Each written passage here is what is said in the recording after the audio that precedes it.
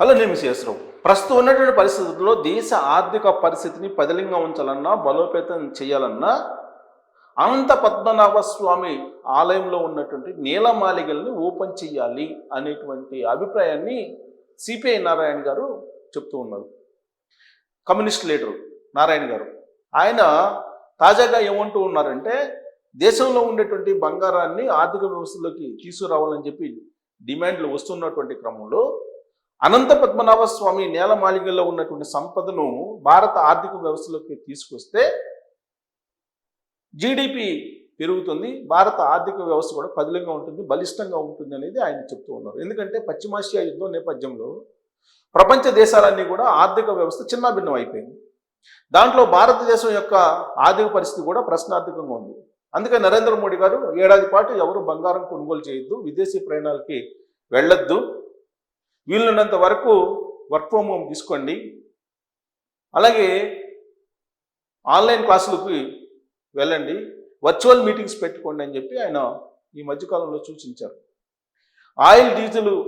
Oil, petrol, diesel వీటన్నిటికి సంబంధించిన దిగుమతుల్ని మనం తగ్గించుకోవాలి, అలాగే బంగారం యొక్క దిగుమతులను కూడా తగ్గించుకోవాలి. అప్పుడే భారత యొక్క విదేశీ మారక ద్రవ్య నిల్వలను కాపాడుకోగలం.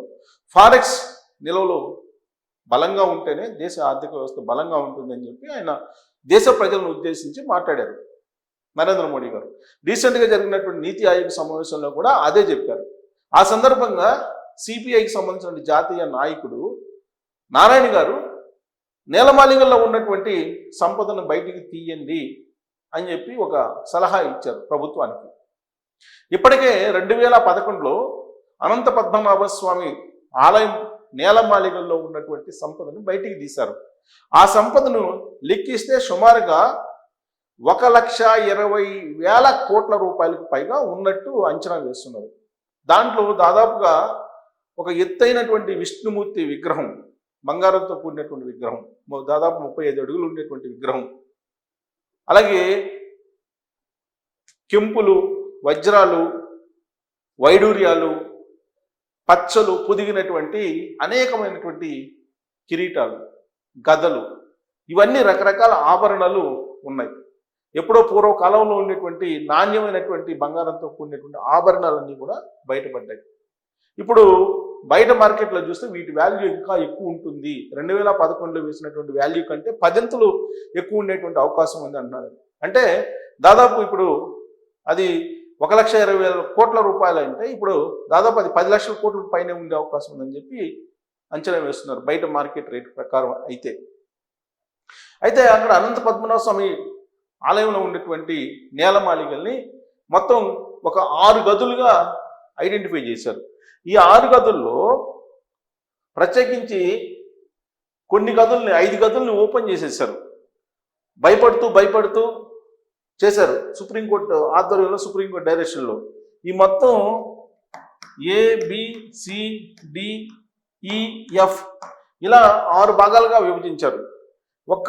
ఈ బి అనేటువంటి నేలమాళిగల్లో ఉండేటువంటి సంపదను తప్ప ఈ 5 నేలమాళిగల్లో ఉండేటువంటి సంపదని బయటికి తీశారు. బయటికి తీసి ఆ సంపదను లెక్కించారు. దాన్ని ఎక్కడ పెట్టారు అని అంటే సుప్రీంకోర్టు ఆధ్వర్యంలో ఒక భద్రతతో కూడినటువంటి ప్రదేశంలో అత్యంత భద్రతంగా పెట్టారు. అది ట్రావెన్కోర్ అక్కడ బోర్డుకి ఇవ్వాలా లేదంటే ఆర్బీఐకి అప్పచెప్పాలా అనే దాని మీద ఇంకా నిర్ణయం తీసుకోలేదు.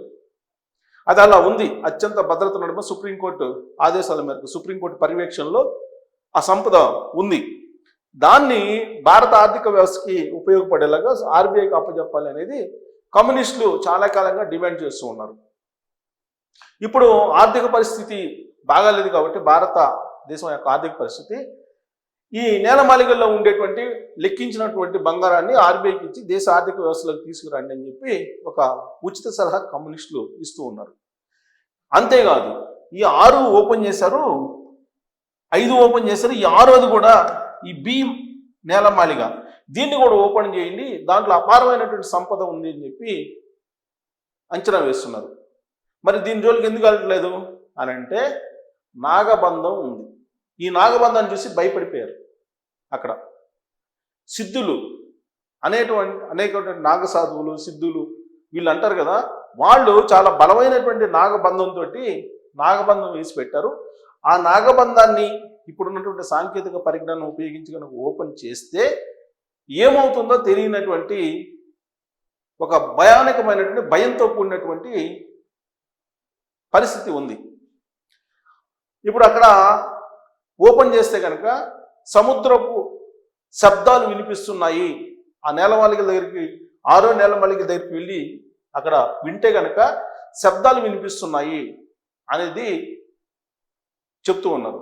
అంటే ఒకవేళ అది ఓపెన్ చేస్తే సముద్రం మొత్తం ముంచెత్తుతుందేమో ఆలయాన్ని అనేటువంటిది ఒకటి.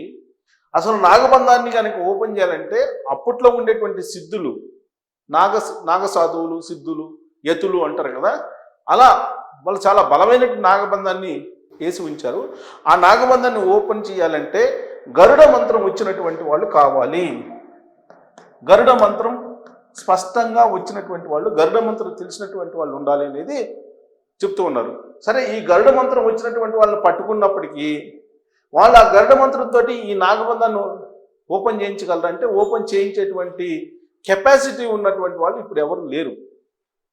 అందుకే ఇప్పుడు అత్యాధునికమైనటువంటి సాంకేతిక పరిజ్ఞానాన్ని ఉపయోగించి ఈ 6వ నేలమాళికను కూడా ఓపెన్ చేస్తే దీంట్లో అసలు అపారమైనటువంటి సంపద ఉంటుందని చెప్పి అంచనా వేస్తున్నారు. లెక్కించడానికి కూడా ఊహించినంతగా అమౌంట్ ఉంటుంది అనేటువంటి అంచనా వేస్తున్నారు. అందుకే ఇప్పుడు కమ్యూనిస్టులు దాన్ని కూడా ఓపెన్ చేయండి అని చెప్పి చెప్తున్నారు. దాన్ని కూడా ఓపెన్ చేసి దాన్ని కూడా బయటికి తీసి ఆర్బీఐకి మొత్తం సంపదను అప్పచెప్తే కనుక భారత సంపద అపారంగా పెరుగుతుంది. ఉన్నటువంటి అప్పుల్ని ఇప్పుడు దాదాపు 900 లక్షల కోట్ల రూపాయలు పైగా అప్పుద్ది కదా, ఈ అప్పును కూడా తీర్చేసుకోవచ్చు. అంత సంపద 6వ నేలమాళికలో ఉంది అని చెప్పి వాళ్ళు అంచనా వేస్తున్నారు. సో దీంట్లో ఆల్రెడీ లెక్కించిన దాంట్లో ఇప్పుడు 5 ఉన్నాయి కదా, 5 లెక్కించిన దాంట్లో కనుక మనం చూస్తే స్పెసిఫిక్గా 1,20,000 కోట్ల రూపాయలు అంటే $22 మిలియన్ ఉంది ఆ లెక్క. ఇప్పుడు ఇది 10ంతలు అయ్యే అవకాశం ఉందని చెప్పి అంటున్నారు. దీంట్లో లభించినట్టు ఏంటంటే 3.5 అడుగులు ఎత్తున్నట్టు స్వచ్ఛమైనటువంటి నిలువెత్తు విష్ణుమూర్తి విగ్రహం, బంగారు విగ్రహం. అలాగే 18 అడుగుల పొడవు ఉన్నటువంటి దాదాపు 10 కిలోల బరువు ఉన్నటువంటి భారీ బంగారు హారం, కిరీటాలు, ఆభరణాలు, వజ్రాలు, వైడూర్యాలు, కెంపులు పొదిగినటువంటి రాజ కిరీటాలు, దేవతామూర్తుల ఆభరణాలు, వేల సంఖ్యలో రోమన్ సామ్రాజ్యం నెపోలియన్ కాలం నాటి పురాతన బంగారు నాణ్యాలు, నెపోలియన్ కాలం నాటి పురాతన బంగారు నాణ్యాలు, వీటి విలువని మనం అంచనా వెయ్యలేము. అసలు బంగారు చంచుల్లో బంగారం 100 కిలోల బంగారం బరువు ఉన్నటువంటి బంగారు చంచులు దొరికాయంట, వడ్డాణాలు, ఇతర కీర్తి పథకాలు ఇవన్నీ కూడా. అయితే బి అనేటువంటి గదిని మాత్రం తెలవట్లేదు, మిస్టీరియస్గా ఉంది. సిద్ధ పురుషులు, ఈ సిద్ధ పురుషులు నాగబంధనం వేశారు కాబట్టి నాగపాశం మంత్రాలతోటి బంధించారు, నాగపాశం మంత్రాలతోటి దాన్ని బంధించారు. దీనిని ఓపెన్ చేయాలంటే గరుడ మంత్రం తెలిసినటువంటి పరమ పవిత్రులైనటువంటి సాధువులు అవసరం, కానీ ఎవరు ముందుకు రావట్లేదు. దీంతో ఆ నేలమాళికను ఓపెన్ చేసేటువంటి ధైర్యం ఇప్పటికీ లేదు. ఇదంతా ఎక్కడి నుంచి వచ్చి సంపద అంటే 1750లో రాజమార్తాండ వర్మ తన రాజ్యాన్ని సంపదను అంతటిని పద్మనాభునికి దారపోశారు. అందుకే పద్మనాభ దాసులు అంటారు, ఆయన్ని స్వామి సేవకులు అంటారు. రాజ్యాన్ని పరిపాలిస్తున్నామని చెప్పి అన్నారు. శతాబ్దాలుగా రాజులు గెలిచినటువంటి యుద్ధాల ద్వారా వచ్చినటువంటి సంపద, ప్రజలు విదేశీస్తులు ఇచ్చినటువంటి కానుకలు, ఇవన్నీ కూడా అక్కడ భద్రంగా ఉన్నాయి సుప్రీంకోర్టు పర్యవేక్షణలో. కాబట్టి దీన్ని ఇప్పుడు బయటికి తీస్తే కనుక భారతదేశం యొక్క ఆర్థిక సంక్షోభం ఏదైతే ఉందో దీని నుంచి బయటపడటంతో పాటు ప్రపంచ దేశాలను కూడా మనం ఆదుకోవచ్చు అని చెప్పి కమ్యూనిస్టులు చెప్తున్నారు. మరి సిద్ధ పురుషులు నాగ బంధం వేసిన దాన్ని ఓపెన్ చేసేటువంటి పవర్ఫుల్ ఉన్నటువంటి సాధువులు ఇప్పుడు ఉన్నారా? గరుడ మంత్రాన్ని చదువుతూ దాన్ని ఓపెన్ చేసి ధైర్యం చేస్తారా? సాంకేతిక పరిజ్ఞానంతో ఓపెన్ చేయొచ్చా? అసలు ఆ ధైర్యం చేస్తారా? చేస్తే ఈ దేశం, ఈ ప్రపంచమే ఉండదని చెప్పి చెబుతున్నారు. అనేకమైనటువంటి ప్రకృతి వైపరీత్యాలు సంభవిస్తాయి. మొత్తం విశ్వమే కంప్లీట్గా క్లోజ్ అయిపోతుంది బ్రహ్మం గారు చెప్పినట్టు అనేది చెప్తున్నారు. మరి అది ఓపెన్ చేసే ధైర్యం, మిగతా 5 ఓపెన్ చేశారు కదా, మరి 6వది ఓపెన్ చేయలేకపోవడానికి కారణం ఏంటి అనే దాని మీద మీరు రోల్ చేయొచ్చు. Thank you.